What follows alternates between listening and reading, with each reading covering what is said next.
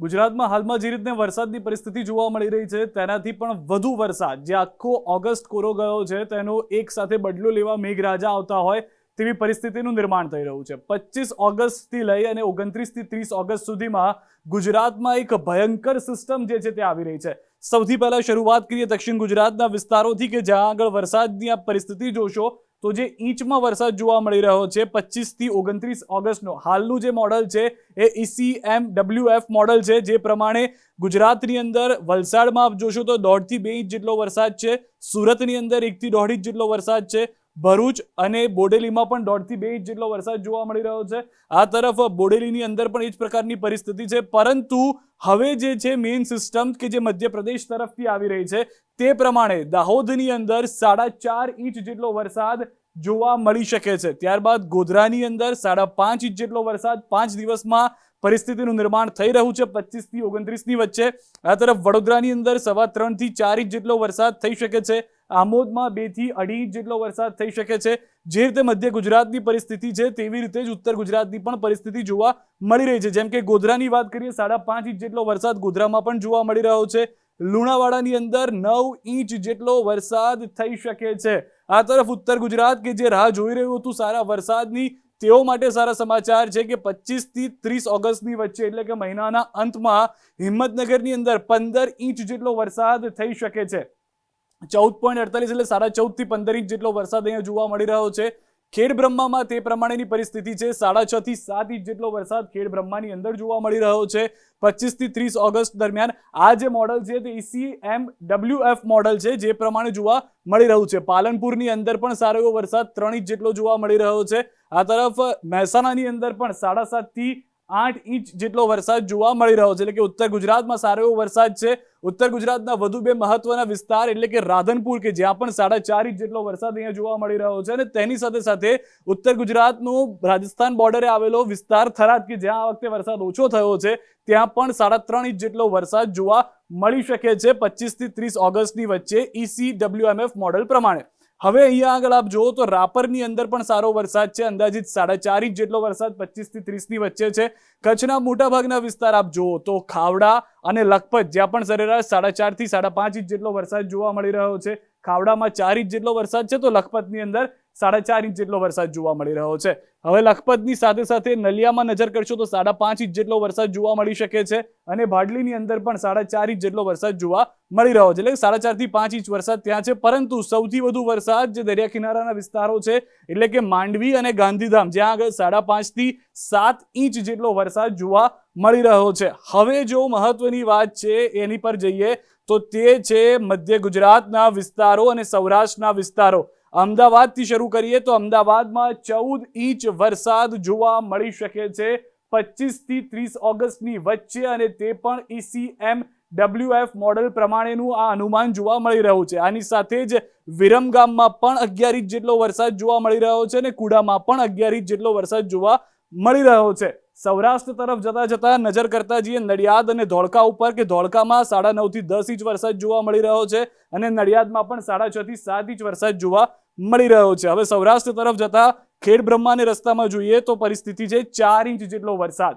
હવે શરૂ થઈ રહ્યું છે સૌરાષ્ટ્રનો વારો। સૌરાષ્ટ્રની અંદર ફરી એક વખત પૂર આવે તેવી પરિસ્થિતિનું નિર્માણ થઈ રહ્યું છે।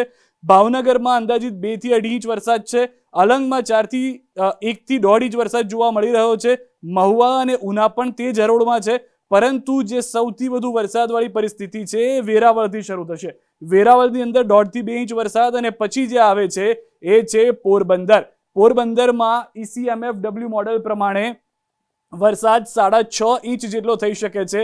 તો દ્વારકામાં આપ જોશો તો 9.33 એટલે કે 10 ઇંચ જેટલો વરસાદ જોવા મળી રહ્યો છે।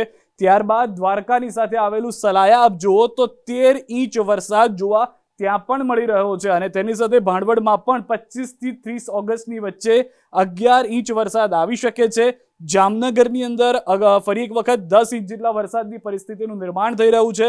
સૌરાષ્ટ્રના બીજા મહત્વના જે જિલ્લાઓ છે જેમાં જુનાગઢની અંદર ફરી એક વખત 5.5 થી 6 ઇંચ જેટલો વરસાદ જે છે તે જોવા મળી રહ્યો છે। અમરેલીની અંદર પણ તે પ્રમાણેની પરિસ્થિતિ 2.25 થી 3 ઇંચ, બોટાદમાં પણ 5.25 થી 5.5 ઇંચ વરસાદ જોવા મળી રહ્યો છે।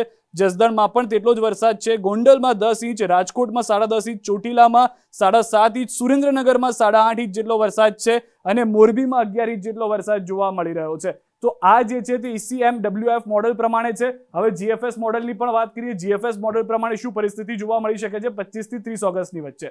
તો GFS મોડેલ જે કહી રહ્યું છે તે પણ કંઈક એવી રીતનું જ છે. દક્ષિણ ગુજરાતથી જો શરૂ કરીએ ફરી એક વખત, સેલવાસામાં 4.5 ઇંચ વરસાદ, વલસાડની અંદર 4.5 ઇંચ વરસાદ, વ્યારામાં 4 ઇંચ વરસાદ, સુરતની અંદર 3.5 ઇંચ વરસાદ, રાજપીપળામાં 4 ઇંચ જેટલો વરસાદ, ભરૂચમાં 3 ઇંચ, આમોદની અંદર 3 ઇંચ જેટલો વરસાદ, વડોદરામાં 3.5 ઇંચ વરસાદ, બોડેલીની અંદર 4 ઇંચ જેટલો વરસાદ જોવા મળી રહ્યો છે, દાહોદમાં 3.25 ઇંચ, ગોધરામાં 3.5 ઇંચ. એટલે કે જે થોડું ઘણું ECMWF મોડેલ હતું તેનાથી અલગ છે, પરંતુ વરસાદ સારો એવો છે. લુણાવાડામાં 4 ઇંચ, હિંમતનગરમાં 4 ઇંચ, ખેડબ્રહ્માની અંદર પણ સારો વરસાદ જોવા મળી રહ્યો છે. ખેડબ્રહ્મામાં 4.5 થી 5 ઇંચ જેટલો વરસાદ છે. પાલનપુર, મહેસાણામાં 2.5 થી 3.5 ઇંચ જેટલો વરસાદ છે.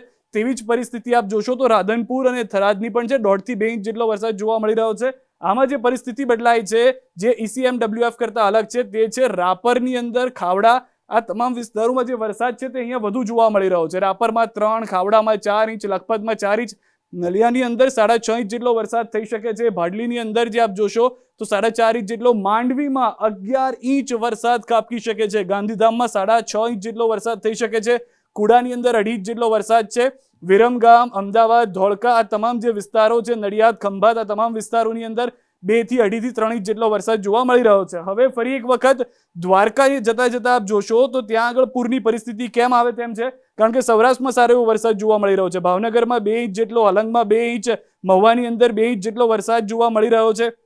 આ તરફ વેરાવળમાં 1 ઇંચ વરસાદ છે. પરંતુ હવે જે ભારે વરસાદ છે કે જેમાં ECMWF પણ કહી રહ્યું હતું કે જે દક્ષિણ સૌરાષ્ટ્રની સાથે સાથે પૂર્વ સૌરાષ્ટ્રના, પશ્ચિમ સૌરાષ્ટ્રના જે વિસ્તારો છે, માફ કરશો, પશ્ચિમ સૌરાષ્ટ્રના વિસ્તારોમાં ભારે વરસાદ હશે. પોરબંદરમાં 4.5 ઇંચ વરસાદ, દ્વારકામાં 25 થી 30 ઓગસ્ટની વચ્ચે 22 ઇંચ જેટલો વરસાદ, તો સલાયામાં 16 ઇંચ, જામનગરમાં 7.5 ઇંચ વરસાદ થઈ શકે છે. GFS મોડેલ પ્રમાણે આ પરિસ્થિતિનું નિર્માણ થઈ શકે છે, જ્યારે સૌરાષ્ટ્રના બાકીના વિસ્તારોમાં તેટલો ભારે વરસાદ ન હોય તેવું પણ બને. પરંતુ આ બંને મોડેલનું અલગ અલગ અનુમાન જે છે તે જોવા મળી રહ્યું છે અને તે પ્રમાણે મોટા ભાગના એવા વિસ્તારો હશે કે જ્યાં સારો એવો વરસાદ થશે. 25 થી 30 ઓગસ્ટની વચ્ચે સાર્વત્રિક વરસાદ હશે. કયા વિસ્તારમાં કેટલો વધારે વરસાદ તે બંને મોડેલ પ્રમાણે અલગ અલગ દેખાડવામાં આવી રહ્યા છે, પરંતુ વરસાદ છે ચોક્કસ રીતે સ્પષ્ટ થઈ રહ્યું છે. પરંતુ દ્વારકામાં જો ફરી એક વખત GFS મોડેલ પ્રમાણે 22.5 ઇંચ વરસાદ જો 25 થી 30 ઓગસ્ટની વચ્ચે થાય છે તો ફરી એક વખત પૂરની પરિસ્થિતિ સર્જાઈ શકે છે. આ તરફ ECMWFની પણ વાત માનીએ તો અમદાવાદ સહિત અનેક વિસ્તારો એવા છે કે જ્યાં 15 ઇંચ વરસાદ જોવા મળી શકે છે 25 થી 30 ઓગસ્ટની વચ્ચે.